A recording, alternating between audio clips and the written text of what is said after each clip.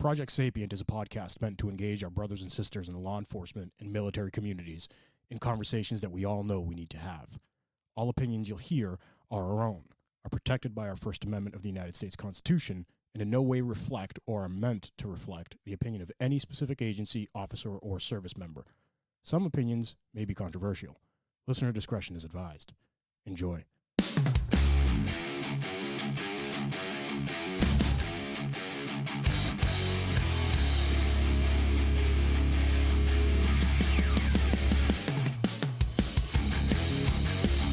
Dude, I think we should create a rock band. Absolutely. Just playing fucking awesome music like this. Hell yeah. It won't be us playing it. No, hey, you've seen my drum kit. Oh, that's true. I can do this shit.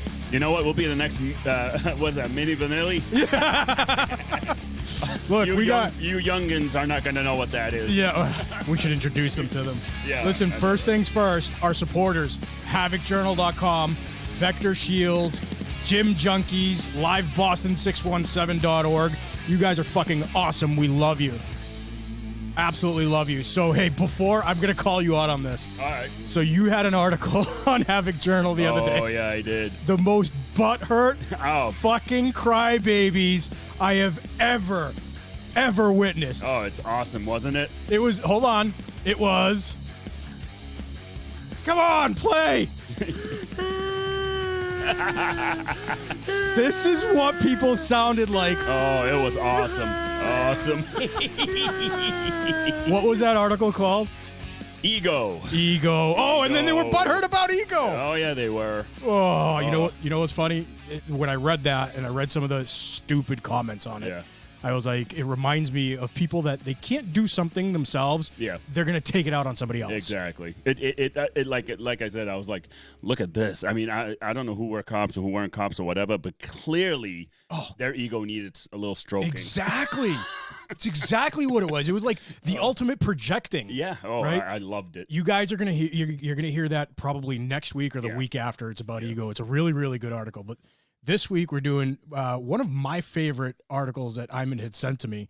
I think you got like a ton of viewage on this, right? I did. It's called "A Predator Hunting Predators." Yes. Yep. It's basically kind of paying respect and homage to the officers out there that really do the job. 80-20, the 20% out there, and it's true. I mean, you always hear about that sheepdog mentality, and you know, responding to calls and protecting people. But there are some officers out there that are just pure predators, and not in a bad way. Yeah, see, that's what we need to make sure that people understand that that's what we're saying. Yeah, in a good way. It's kind of like Denzel Washington, right? That Training Day. Yeah. What did he say?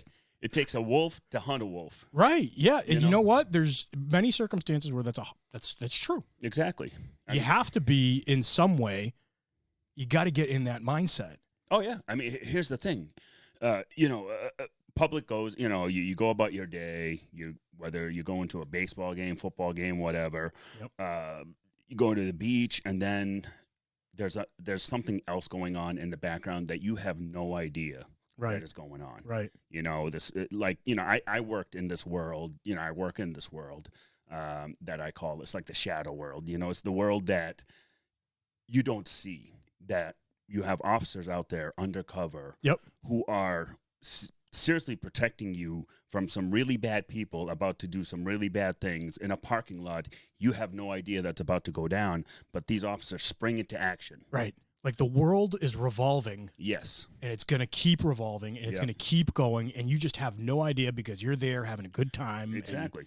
Which is our function, right? Yeah, exactly. I'll see, I see it all the time, where we're about to take down a major target or whatever, and people are just going about, and, one of my colleagues, this unassuming guy who's got this big beard and, looks nothing. Right. You would never think as a cop. You would never think as a cop, and all of a sudden, out of nowhere, friggin' guys in tack gear, everybody goes in, and we just grab whoever we need to grab. I'll tell you a story that just came to mind. Yeah. When I was in the academy many moons ago. Yeah. When I was in the academy, they brought in a bunch of guys that were, OPSEC undercover. Yeah. We're not going to talk about units or anything that, right? Yep. And I remember one guy walking in, And I'm staring at him, and I'm like, where the fuck do I know this guy from? Mm-hmm. Like, I didn't have family on the job or anything. Yep. And I'm looking at him, and they give us their presentation and whatever. And the guy ends up telling me that he was a homeless guy undercover.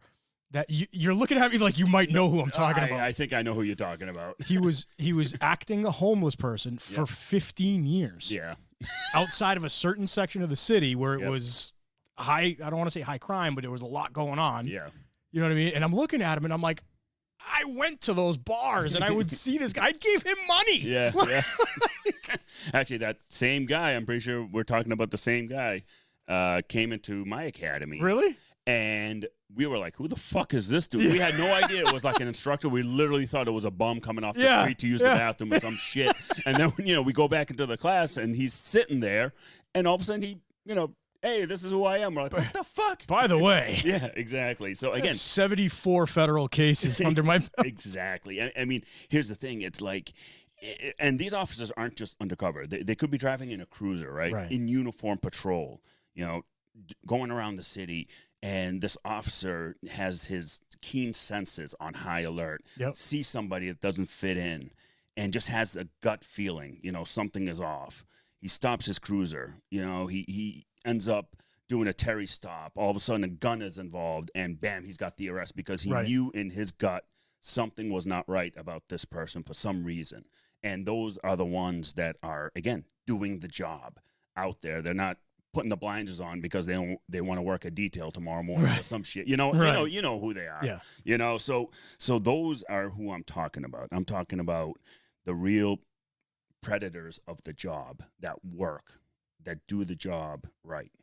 Yeah, we talk about it all the time, right? There's a vast difference amongst officers. Yes. And there's nothing wrong with doing your time, so to speak, and then saying, you know what, I need to slow down for whatever reasons. Yeah. It's hurting my family. It's hurting my health. It's hurting my whatever. Oh, yeah. Let me slow down. Let me take a back seat and give it to some of the new blood, that are eager to go out there. But I'm finding that even the new blood these days, they're not us. They're not the veteran officer who's out there doing the job there. It's really sad the way it's come down, and we can go about talking about this all day long because we know the reasons why. We know why people aren't really gravitating towards the job anymore, and it's been like that for the past 10 years. And again, society is paying for it. Yep. And this is what you're getting. You're getting less cops who will actually do the job, and you'll have cops who want to do the job get burnt out way too quickly. Exactly. Because it accelerates the burnout. Exactly. And there's no even what do you call it? The yin and the yang, right? You don't have the balance of aggressive cops and again, if you again like you said, Pete, if you want to go out and you were an aggressive cop and you want to take a step back because again, like you said, family, whatever, you feel like you're about to get burnt out. Yeah, everyone gets nothing wrong with that. Nothing wrong with that whatsoever. Or you want to switch to a traffic unit, just something a little different, just to get you away. The fact that you can actually catch yourself in that. Yeah. And call yourself out on it, I think is a big step. Well, that's again with the warrior mindset, right? With the warrior mindset, with the being the predator officer that you are so in tune with yourself too. Not just in tune with everyone around you. You're also in tune with yourself, and you're getting to a point where I need to take a step back, and I need to take care of myself more. Right. Doesn't mean you can't go back into it once you're ready. I know guys that have done that switch. They'll switch out and then they'll switch back in. I've had officers that took an admin position for a couple of years, and now they're back out on the streets. Absolutely. This job takes a lot out of you. I mean, especially if you work in a big city and everything is happening all around you, and you got inauguration and you work like every single day. Doubles, you know what I mean? So it's like you have to take that break every once in a while. But these officers who are the predators, that 20% that we always talk about, they're out there working, and there's not enough of them anymore. It's getting less and less and less, and you can see it. I totally agree, 100%. And I've seen new guys that make some of the worst decision. I mean, this is a story I heard. Again, OPSEC. I'm not going to say town, city, whatever. It's just going to be very broad about it. So, officer does a car stop. Front passenger runs and goes. Okay. Officer approaches said car nonchalantly. So passenger bailed. Passenger bailed. Okay. To me and you, red flags already. Oh, yeah. Everybody, no one's moving. Yeah. Dude's running, call it in, because in our experience, someone running could be the distraction from what's going on. So we call our backup. We do. Yep. None of that happened. Approaches said vehicle, has the casual conversation with the driver. Driver gives a fake name, right? Driver. Now he observed the civil infraction on the road, pulled into a parking lot, and I'll tell you the officer's rationale later. But so sees the civil infraction on the road, pulls into the parking lot, passenger bails, officer goes and engages, and this is a young officer, engages in the conversation. Guy in the back seat didn't realize there was a third person in the car because the person in the back seat was hiding under a jacket. Jesus Now, Christ. you and me, that's this is a nightmare.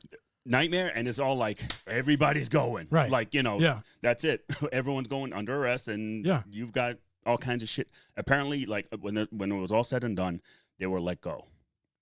Let me ask you a question. Mm-hmm. Was he scared? I don't know. See, again, I wasn't there. I don't know, but other officers were telling me that the rationale that the officer felt that they could not make the arrest was because they were in a private parking lot, which you and me know. So what? That's not the case. Right.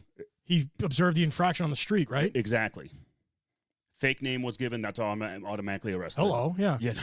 Guy in the back seat hiding. Most likely he's got a warrant. There's a reason right. why. Why is he hiding? Yeah, why is he hiding? Other guy that bailed might be having the drugs, the guns, who knows? Just the guy in the back seat alone, by the virtue of hiding, is enough for you to conduct a stop on him. Oh, my God, A seizure on him. Oh, my God, right? So it's like, when you're telling me this story and you're telling me that it's a new kid, again, not all new guys are bad, right? Yep. But the first thing that came to mind was maybe he was scared. Yeah. And he didn't have enough maybe backup or something else there. And he was like, you know what? I want nothing to do with this. And he just let it go, basically. It could have been that. Again, I don't know 100%. I can't speculate on that one. But what I can say is, again, I'm not going to be like, when I was that, I know what I would have done. Yes, I got more time. I've got more experience. I've seen more, done more. Same with you. Right. But I recall as a younger cop starting on the job, I was aggressive as fuck. Look, I'm just going to play devil's advocate. You know, I like to do the devil's advocate. Yeah. I like to engage, even in argument, right? Yeah. Excuse me. Today's policing is different, right? Yeah, 100%. So we know, let's call a spade here. Yeah. We know that a lot of officers are scared to do their jobs. Yeah. Because of the climate in policing. Exactly. Yep. I told you a personal experience. I did a traffic stop in the middle of COVID, and I said to myself after that traffic stop, never again. Yeah. Because it could have taken me down a fucking road where we would have been doing the show from fucking federal prison. Yeah. Right? Yep. But thank God that I was completely in the right. There wasn't even a question. But I could see a lot of the newer guys going, fuck this. Yeah. We're done. But I get what you're saying. And I mean, like to me, I'm still doing the job. Right. I'm ignoring the fact that there's this climate going on out there because I've already said it before. If you're a fucking bad guy, I'm coming for you. I don't care. Oh, yeah. You know what I mean? Yeah. So again, my mentality, my mindset is different. My mindset's different. It's made up its mind. I'm one of those, the warrior mindset. I've adopted it. I've kept it, and I've kept it with me ever since, going to war and coming back and becoming a cop. And that's all part of me. So to me, I have an obligation to do what I got to do to protect society because society has no idea the forces that are working against them. Absolutely. And it's kind of scary on our end. We see it, but the public is so blind to it. Or they don't want to see denial. It. Denial. They're Exactly. in denial. Yeah, denial of it. It's there. It's out in the open. Because like you see a lot of times when it's unfortunate when there's a victim of a crime or something like that, they're usually deer in headlights. Yeah. you know, and they have no, and we're not holding that against them, right? No. They're not supposed to be dealing with this shit. Yeah. But I think the denial aspect of it is bigger than anything else. Oh, no, yeah, I agree 100%. And it's that denial that gets them victimized, gets them hurt, gets them, you know, and same, unfortunately, like with the newer officers, it's that same thing, though, the deer in the headlights. Yep. Because, yes, I get the climate is the way it is. But like, to me, there were so many red flags. And that officer, though, if it went a different direction where they actually fought him or shot at him, he would have been done because he was too casual at it. You know, from what I'm learning, the officer was way too casual at the approach. Yep. And the conversing and just like, hey, you know, that should have elevated you to like extreme. The ears should have been fully perked. Yeah, you know, right? Back up. Hey, I need everybody in the area and start to set up a perimeter because somebody, whatever, white shirt ran that way. Right. You know, so everyone else is going to be handcuffed and detained until we figure it out. Until we figure it out. So, but that's the dangerous stuff that's going on, and the officers that are predators that know to gravitate towards that, to go after these bad guys. There's not enough of us. I mean, not only just predators, the predator officers, they're so keen on their senses and their abilities to do the job. You know, I give this example that actually Bobby likes. That likes the story. Bobby from Vector Shields. Yep. He likes the story because he's into these, you know, the tactical stuff and all that. But it was I had a warrant for somebody I've been looking for. The person's car was outside the house, so I knew that person was home. And we ended up, me and my partner, we called him back up, set up a perimeter. Like, yeah, we're gonna go get him. We know he's here. Yeah. So we ended up knocking on the door. The mom, and again, some moms, way too protective. My son would never do such a thing, and you know, my mother would have me in cuffs waiting for you. Listen. Back in the day, back when I was growing up, when I threatened my father with calling the police, he said you'd probably be dead before they get here. You better hope they get here. You better hope they get here. I'm like, oh, never mind. That did not work. And then I kicked my friend's ass because he told me that usually works with him. It did not work with me. So I went. So you know, we talked to the mom. We're like, listen, I know your son's home. We know his car's out here. Yeah. And, you know, I've had a couple informers tell me he's in the area. So we go in, and I just had this feeling. I had this gut that I knew he was in the house somewhere. And I gravitated as I'm, you know, as my partner's talking to mom and the sister, I'm walking around, and my senses told me to go into the bathroom and look inside the closet in the bathroom. Okay. Yeah. There was a panel with a crawl space. Move the panel. Sure as shit, there he is. Yeah. And you know, it's you know, Bobby calls it I was able to sense or smell. It's like a spidey sense. Yeah, like smell his scent or his testosterone or whatever it is. He said that's a natural predatory ability that for guys like us, we have it. You could smell it. You could feel it. Like, why does your hair raise sometimes on your arm? You know what I mean? Like, I'm a firm believer that we, as human beings, we aren't as advanced as we think we are in terms of what we know. And I think the universe works in very mysterious fucking ways. Yeah, that's very true. You know, it's like when you have that, you've heard a million stories of it, but you yourself personally, I can tell you, you have that bad feeling. Yeah. Or you've been thinking about the friend. Yeah. Or, you know what I mean? And then the phone goes off. Yeah. Or you hear something that's bad and you're like, holy shit. Yes. Like, you can't explain these things away sometimes. Yes. Like going into a room and being like, I feel like there's something above me right here. Yeah. Like, you can't explain it away. No. You just look and sure shit, you're like, oh, hey, hello. I ended up dragging him out of the crawl space and said, hey, you're under arrest. Thank you for playing. So before we get into more scientific stuff, you give the example of the 3 types. You see where I am here in the article? I got you. I give 3 examples of a type of police officer. Yep. Go for it. So my theory, there's 3 types of officers. There's one that's called the sheepdog. Only response to emergencies. he or she is officer friendly. Yep. Does the job, does great at the job, but that officer reacts to.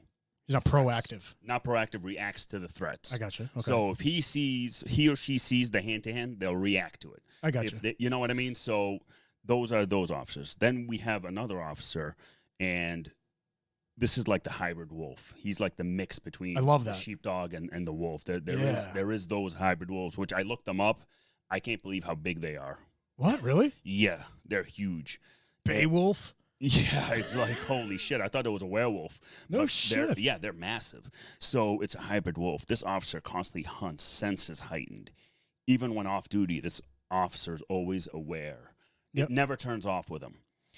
He or she is looking for that hand-to-hand, not waiting for it to happen. Yep. He or she is looking for that gun, not waiting for the crime to happen. Right. They're doing it. Just like Terry v. Ohio. He saw it. Yeah. The officer in Ohio saw it, and he saw what looked to be casing store, stuff like that, and we know the whole story behind that because we talked about it already. Okay, so this officer always is on. I think the hybrid wolf immerses himself in the environment. Yes. Feels he has his finger on the pulse of everything going on. He knows where the hand-to-hands are most likely going to occur. Yes. He's gone through the notes. He's talked to his fellow officers. He knows his district. Yes. He knows who the actors are. Yeah. He cultivates informants themselves. Right. Yeah. These officers. I mean, I know some fantastic uniform officers that have eyes and ears all over the city. It's amazing to me. Yeah. It's amazing to me how I know some uniformed officers where there's one officer, she's got, I think, 4 informants in a tiny little district, and she's just patrol. Yeah. And it's some of the detectives in that area don't have as many. And it's like, Jesus Christ, good job. Yeah, absolutely. I mean, even this officer, even on a subconscious level, this officer constantly monitors threats. It doesn't matter. This officer could be eating lunch in their cruiser, and all of a sudden notice something and springs into action. I mean, I've done that numerous times. I'm sure you've done numerous times. Of course. Throw your sub out of the way and you just go act. Right. And then I'm usually crying after. Usually I'm pissed off because I'm like, dude. Exactly. Hey, we got to keep that. I'm keeping it. We can use it for a lot of things. That is awesome. So my meatball sub.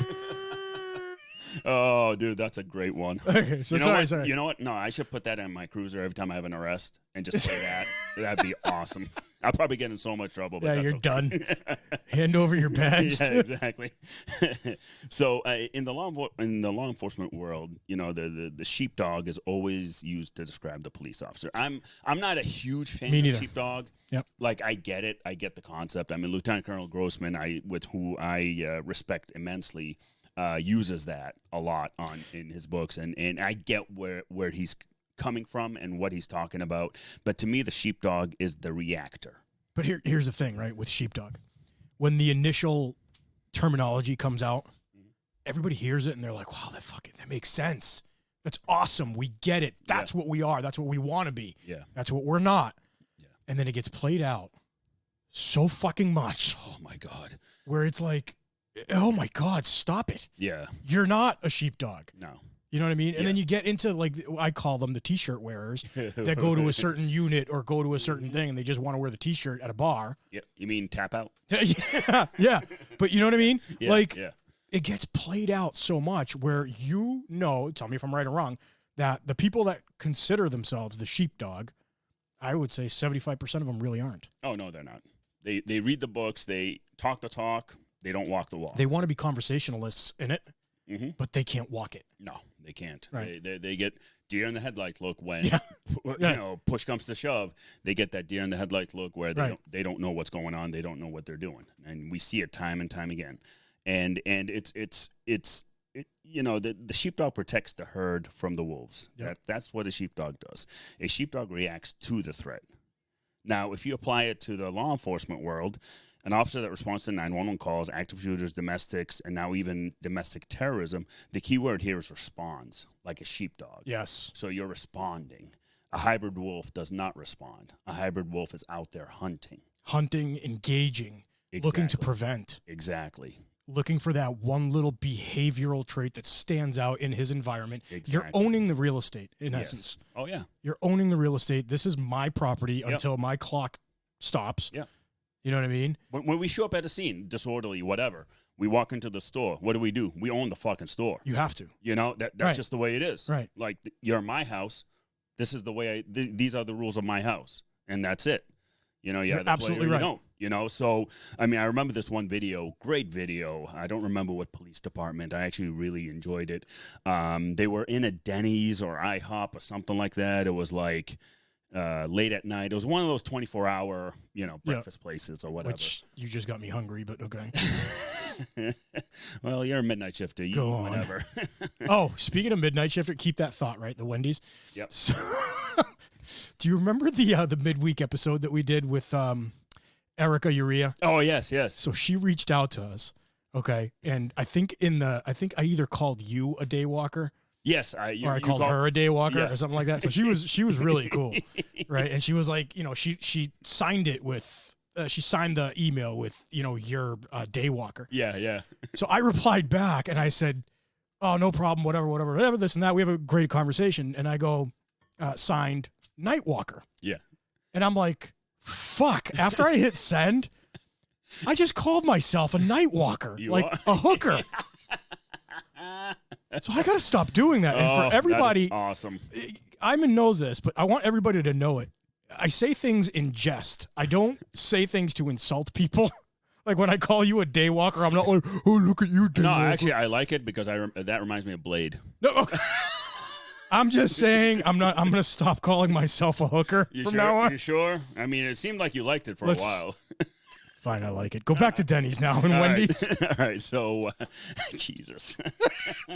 So what it is so you had two what looked like younger officers. It was like an out-of-control group of people, not fighting, just being rude to the employees and throwing plates around, just being assholes. Let me guess. Friday night, 1:30, 2 o'clock in the morning. Oh, yeah, it's one of those. Yeah. This officer comes in, veteran officer, owned the whole fucking establishment. Yeah. I loved it. Yeah. He just walked in. Everyone get the fuck on that. Like, just took over. Owned it. Everyone got quiet. It was like, yeah, there you go. And, you know, I'm looking at the two younger cops. I'm like, take notes. Yeah. You know, I'm like screaming into the screen, take notes. These should be training videos. You have to be an alpha apex predator when you walk into those situations. You're 100% right. The difference is you have to know that you are. Yeah. Oh, yeah. And if you're not, don't try it. Oh, no. Because you'll get leveled. Oh, yes. Here's the thing. I've done it. My partner, you know, who's retired now, he always goes back to the story where he'll never forget where we go into a hotel room. You know, we were patrolling and in the plainclothes unit, and we get out, and this hotel is a freaking, lo and behold, drugs, prostitution, blah, blah, blah. Yeah. And this, you know. They're running parties out of there? Yeah. Yeah. Yeah. So we hear a lot of commotion in one room, knock on the door, hey, we're the police. You know, we see like 10 guys sitting there drinking, doing whatever. Great party, no chicks. Nice. Good job, guys. Well, hold on. It gets good right after. So I want to ID everybody, what's going on. Hey, you guys are making way too much noise. It's loud. It's very disruptive to all the other guests because you do have families in this hotel that are passing through. Sure. Shit like that. So one thing led to another. They started being a little bit, they started being assholes. Obnoxious and thinking that, you know, this is a joke or whatever. Finally, I'm like, You know what? Fuck this. I was like, I want IDs out of every fucking one of you, or I will bring the paddy wagon down and every single one of you go to jail for disorderly. I don't give a shit. You know, right. So, and dude, within like not even 5 seconds, IDs were out. Yeah. You know, and because they knew you meant business at that point. Yeah. Well, what's even better is my partner loves this part. Did your partner give you his ID too?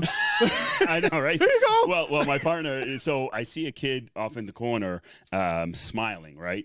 So my eyes went right to him. I'm like, you, Smiley, come here. Yeah. And my partner's like, you know what? Yep, you're the first one to go. You pissed off my partner. That's what happens. So if my partner's listening to this, you know exactly what I'm talking about. And he loves telling the story again.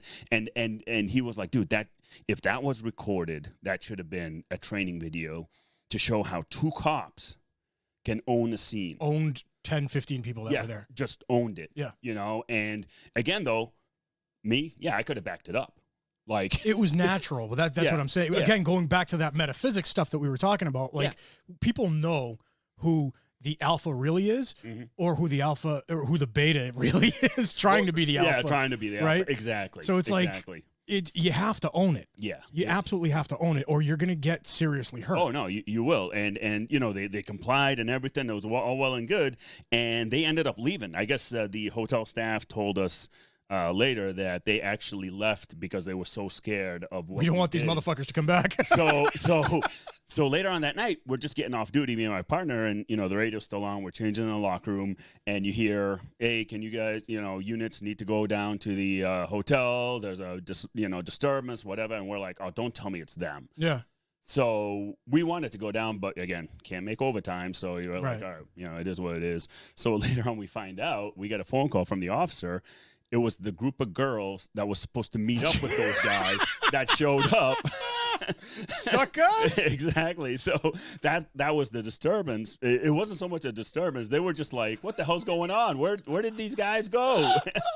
Man. So they ended up taking the room for themselves, and the girls had a party themselves. Oh my God, dude. That was icing on the cake. Yeah. That was awesome. It was hilarious. Again, if my partner's listening to this, he knows exactly what I'm talking about. Dude, that's badass. These guys were so pissed. Oh, yeah. You should have gone to the party. I know. I was like, dude, we should have stayed another 5-10 minutes, to make sure everyone cleared out. But just going back to the article real quick, I love this quote by Heraclitus.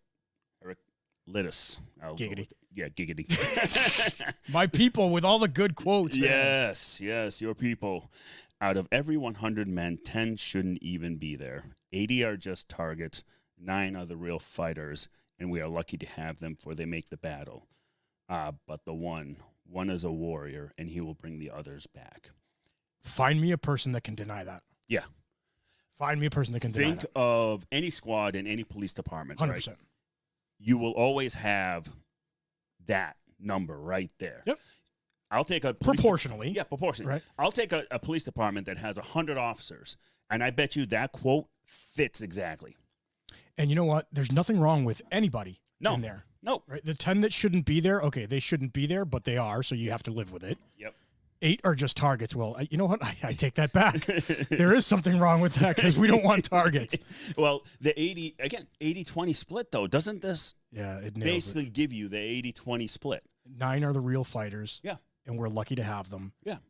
And they make the battle, but the 1 is a warrior. So between the 9 and the 1, they're going to carry the other 90. Yeah. It's so true, dude. But it's true, though. I mean, how many, I remember, on the 4 to 12 shift, it'll just be like 3 or 4 officers that carry that entire shift. Just they're the ones working, doing the work, all this. They have the stats. They got the numbers. Sure. They're doing the car stops. They're out there hunting. You're right. And the rest of them are doing what? Twiddling their thumbs, fucking picking their nose. Waiting for the shift to end. Waiting for the shift to end because they got a detail that they'd love to get. Going off on bogus calls so that they don't get calls. Exactly. We know who you are. Going the long way to a call. I've had that before. That pissed me off. I like this line you have in here. A hybrid wolf is the mating of a domesticated dog with a wolf. Yes. I'll tell you why that hits me. Why? Because domesticated dog, right? Yep. Like I have a dog upstairs. He's the fucking demon is what he is. But he's playful. Yeah. He's loving. Mm-hmm. He likes to cuddle and shit, right? Mm-hmm. Mm-hmm. Like he'll know when there's something wrong with my kids. He'll go try and make them feel better. Mm-hmm. He's like that loving creature. But at the same time, if somebody, apparently this dog thinks this is his domain, but if he thinks something's encroaching on his domain, he'll rip their throats out. Yeah. And you say it beautifully there. A domesticated dog with a wolf. That's the hybrid. Yeah, that's that we're talking about. Yep, that's the hybrid that we're talking about. That's what makes that breed of cops so special. Is right. that they have that tender side of them. Yeah. Right. That they care for their community. They're loving to their family and their friends, and even kids, random kids in the neighborhood, or random people in the neighborhood that they don't even know. You see it, I can't remember the exact story, dude, but it just popped into my head. I could see the YouTube video in front of me. If I find it, I'll attach it to this to the show. But I remember there was an active shooter, I think, somewhere. Yep. And the officer died. Okay. Rest in peace. Yep. The officer died, and somehow the media, which you'd never expect this from the media, right? But somehow the media found footage of the officer buying, not a homeless kid, but a kid that needed money. Underprivileged kid. He ended up buying him food. Yeah, it was like he went to a McDonald's. Yeah, I know what you're talking about. So it was like an act of kindness. He was that domesticated dog, right? Like the little kid needed help. He nudged him with his nose. Let me get you. Let me buy you the Happy Meal. Yeah. Gave the kid a Happy Meal and then got the call for the active shooter and went. Yeah. Became the wolf just like that. Became the wolf just like that. How many times have you done stuff at work where you were like 5 minutes before this call, like when you're coming down off the high, 5 minutes before this call, I was changing somebody's tire. Yeah, actually, right? I had this happen. I went to a convenience store. There's the store owner who again, this is my beat. I'm friendly with. I know. Yeah. Always say hi, pop in. I like to check on the businesses, make sure they're doing fine. And excuse me, his son was there. Must have been 6, 7, 8 years old. Yeah. And his son, fascinated, police uniform. I was, in patrol. And I told him, hey, does he want to come check out the cruiser? Right. Had him come check out the cruiser. He actually played with the lights. Played with the lights. The dad took a picture of me and him. We said our goodbyes, and then I had a hot call. Had to go to right away. Right away. I had to leave. So it happens. I mean, people don't realize, again, the media loves to project that cops are these bad guys or whatever, but people don't realize how many times that happens a day to police officers. You'd be surprised. I mean, the media makes it sound so bad, but honestly, you'd be surprised by the amount of kindness that an officer actually does. As much as I cannot stand the sensationalized media and how they spin everything and they romanticize everything, right? I have seen instances, and I think it's from the civilians, like in our families and stuff, that push this thing. Yeah. Where they're getting stories out there. Like we do our attaboys every week. Yeah. We do our midweek roll calls. Yeah. And there's hundreds to pick from. There is a lot. And sometimes we're like, shit, which one do we do? And we just randomly pick one sometimes. Yeah, it is literally at random. Like we don't go over it. You're like, we're doing this one this week, and that's it. Yep. So I think it's starting to poke its head through. Starting. I mean, we need a lot more of it. We definitely need a lot more of it. But I think I'm just, I'm trying to be positive too. Oh yeah, no. Listen. We've had 10 years of negativity. That's why we got to do these attaboys to each other. Again, like I always believe, even with my veteran brothers and sisters, the military veterans. I always say same thing with my officers. I say, we only have each other in the end, no matter what. Because when shit goes downhill, when the bullets start flying, the only one you rely on is the officer or the military member on your left and right, and that's it. It does. Everything else goes out the window. Even when you're rolling on the ground fighting with somebody and you got that backup, it doesn't matter. Yep. You have each other, and that's it. Well, if we aren't backing each other up, if we aren't helping each other and lifting each other up, who the hell are we going to help? Oh, I know. You know what I mean? I know. Like, it's almost, I don't want to say it to sensationalize it, but it's almost like we're in a war. Yeah. You know what I mean? And we need to, you kind of have to protect yourself and each other first. Yep. I call it the airplane theory. Like when you're in the airplane and they tell you, you got to put your mask on first. Yeah. You got to take care of you first before you can take care of everybody else. Yeah. You put your mask on, take care of you. Oops. Then you take care of your brother and sister left to your left and right. Yep. And then before you know it, the whole plane is safe. Yeah. And hopefully the pilot knows what he's doing. Yeah, exactly. But you know what I'm saying, yeah, right? No, I hear you. And we know that it's very important to be connected to your community as an officer. Like you said, you own the room, you own the beat. You say it in your article, protecting their home. Yeah. I don't live where I work. Yep. I was very lucky to be able to leave. Mm-hmm. But when I'm there, motherfucker, this is my property. Yeah. Yeah, exactly. You know what I mean? Exactly. I'm not going to infringe on people's rights and all that stuff, but I take it personally. Oh, like one time I was behind this car. It was like towards the end of the shift at night, and this fucking dude takes a 72-ounce cup full of soda, throws it out the window. Yeah. Like, I'm right behind him. Yeah. Oh, I threw my blue lights on. Of course. I'm like... It's arrestable in Massachusetts if he doesn't pick it up, It is. And I look at him, and I'm like, you dirty, dirty fuck. Yeah. I was like, do you do that in your room? Right. Yeah. Pick that shit up. Yeah. Because you don't do that where, in my city. Again, my city. My city. You have to take ownership. Yeah. You have to, man. Made him pick it up, and friggin' sent him on his way. So it's like you have to own it. You have to own where you work. And this is, your pride or your pack or your. I mean, the wolf's territory is massive. Yeah. When you're talking about territory of a wolf, of a hybrid wolf, it is massive. They own that land. They know when someone is there that doesn't belong.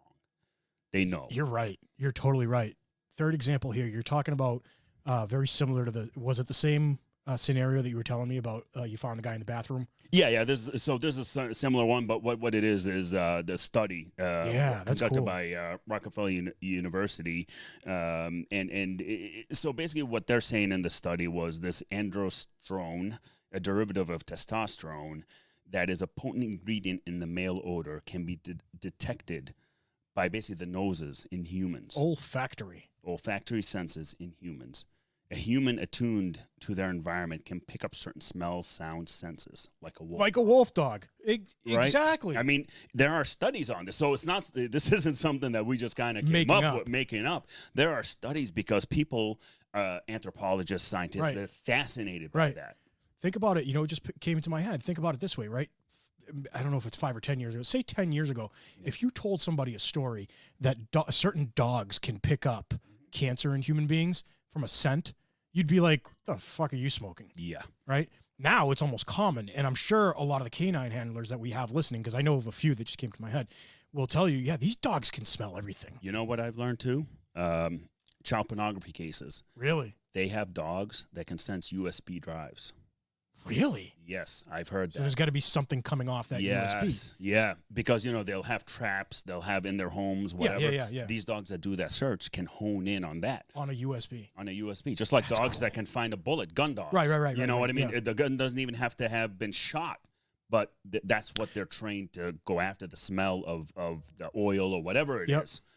So it's that being that attuned to your senses. To your environment, to everything going on. How many times have you had that feeling where it turned into something and you'll never be able to explain why? Oh, yeah. I mean, that's the thing. Like, again, that's what makes our job difficult in terms of putting it into words for court. I mean, our friend John Sheff said it perfectly. Yep. Where as lawyers, they work into the theory of law versus police officers. We apply it. And the lawyers are looking at it in hindsight. They're looking at it in their rearview mirror. Exactly. And that's why sometimes it's so hard to put into words that the gut feeling we had. Like, you can't put that into words. Right. It's a very, very hard thing to put into words, where that's where sometimes we clash in court, where it's like, oh, you didn't have the evidence. Yes, I did. Like, you can't explain it. It's just something that you can't. But at the same time, right, you know your job. You're not going to, you walk by somebody and you get the feeling that this guy's a shithead. Yeah. You're not going to turn him around and put him in cuffs no. because of that. Yeah, no. Right? I'm saying, like, with us, we take that systematic approach to get there. Exactly. To get to the cuffs. It's like. And 9 out of 10 times we're right. Oh, yeah.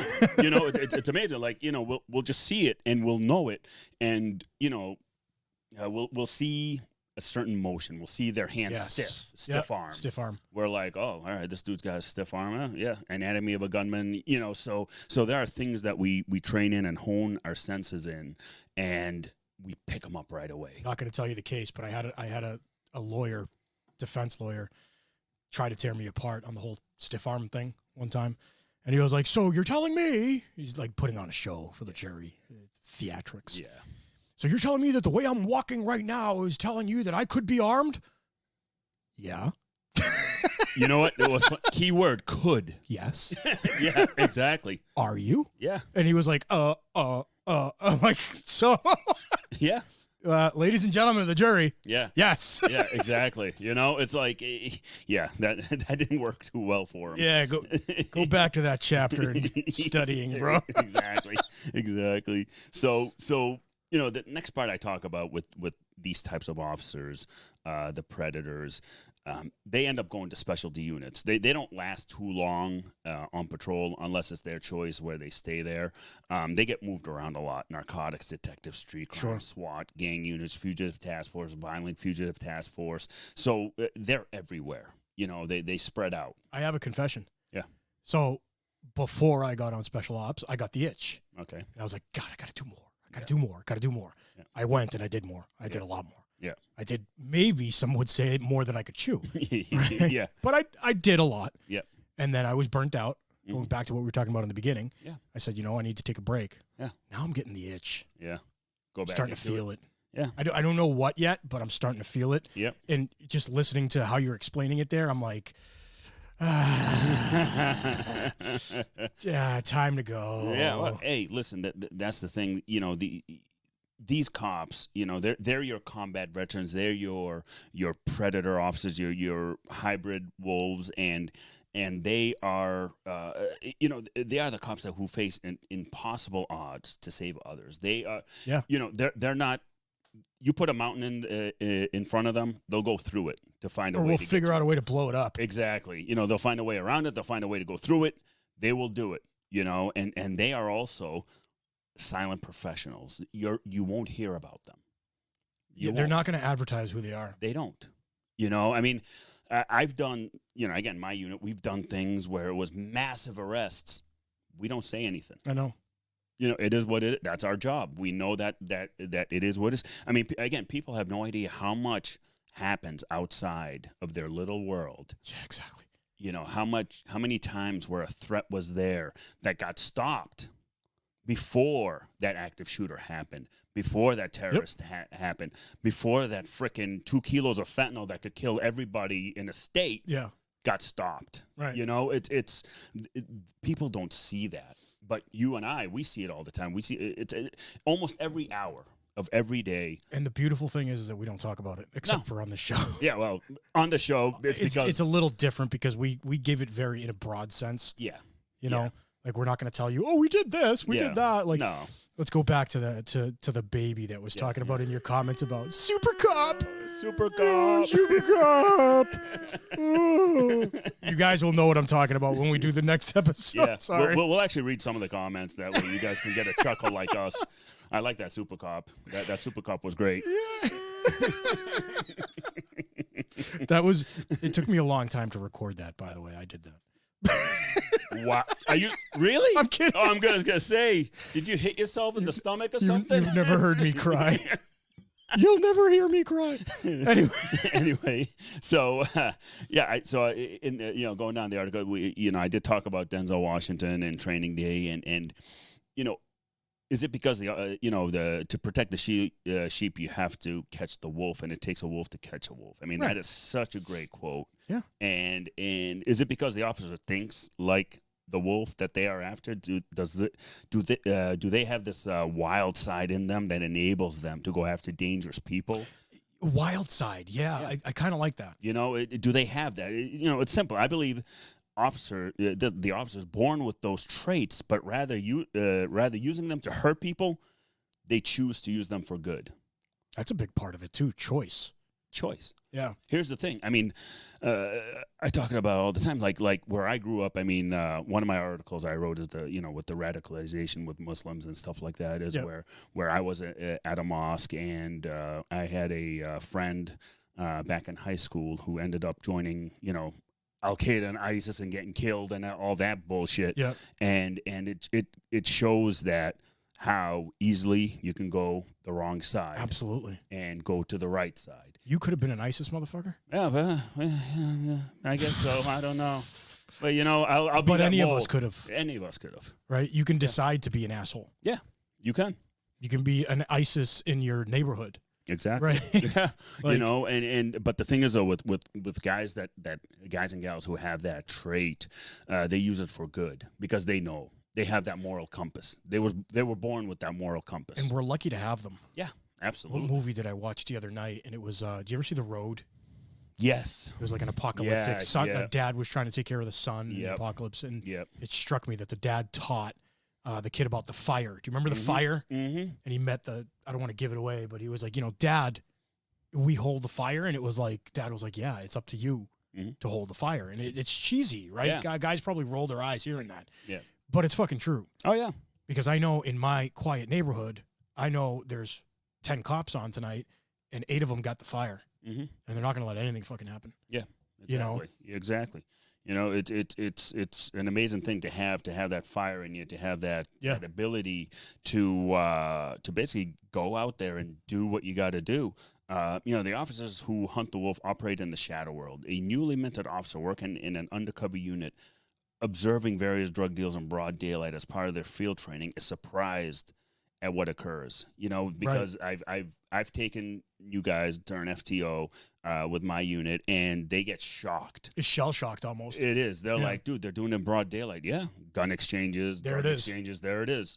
You know, and they get but they also look at the civilians. Yeah. Walking around it.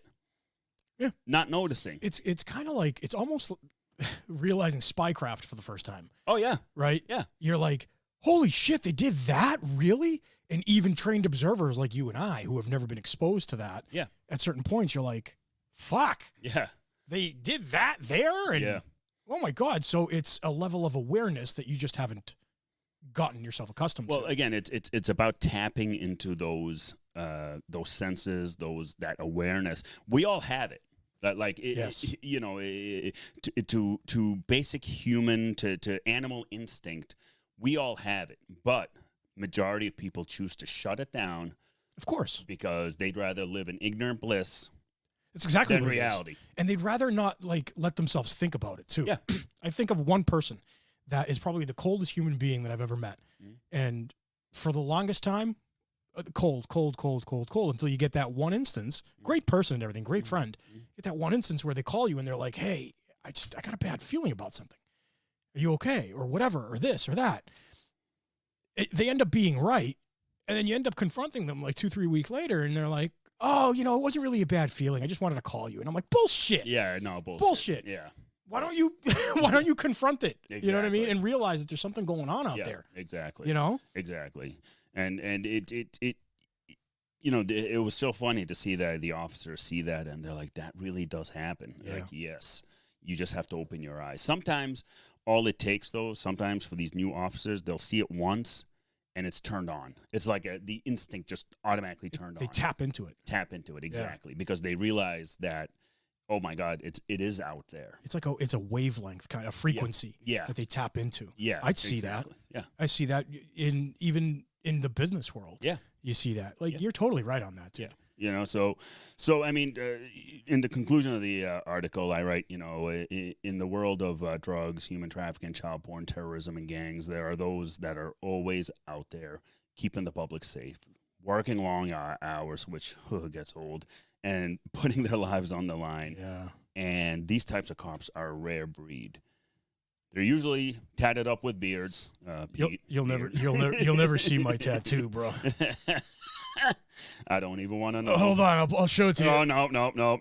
I don't want to. I love that. You're gonna keep pushing it. I am. So, these types of cops are a rare breed. They're the ones with tattoos, beards, and not your typical uniformed officer where you think the high and tight, right, straight up. They're more than that. They're more than the sheepdog. They're hybrid wolves, and they're the last line of defense, and they are predators hunting predators. Dude, you're 100% right, like 1,000% right. I couldn't put a number to it. The 80-20 that we've always talked about is there. Oh yeah, it's articulated with Heraclides. See how I can say that quickly? That's your people. I can say that quick. But anyway, try saying some Arab name. I'll do it 10 times quicker. Oh man. So, guys, I love the fact that we can all joke and not get in trouble because you guys are all cops and realize that everything is said in jest. Yeah, right? Exactly. Like Ayman can say these things and I can say these things. Yep. So you're 100% right that there is a clear distinction. There's the 80-20. Some would say 75-25, whatever, but there's a distinction there. Yeah, there is. And I think there always will be, regardless of how much training we get. Yep. And part of Project Sapient is to get out there to even increase that from 80-20 to 90 or the other way around. The other way around. 75-25, Yeah. right? 70-30. Yep. If we can get one guy out of 100 or girl to change their mindset Yep. by 10%, Yep. it's that one trigger pull that's going to save somebody's life. Well, that's where, like that Yulee officer that observed that gun exchange or that drug deal, that just got activated in their mind. Absolutely. And now that officer is going to be a better officer out on the street because they just realized they have that ability, that instinct to see it. Getting people in training, how many times have you trained somebody where you've seen 2-3 years down the line that your training helped them? Yeah. And you're like, it's changed them. Even 10%, it's changed them. Yeah. Just, again, I say it all the time with the newer guys, enough of a change to give you that half a second in the trigger pull. Yep. That'll save your or somebody else's life. Yep. Yep. So where are we in the article? We're done. We're done. We got to the end, dude. So do you want to call those crybabies out? I got numbers. We will save it. I found numbers. We will save it for the next one.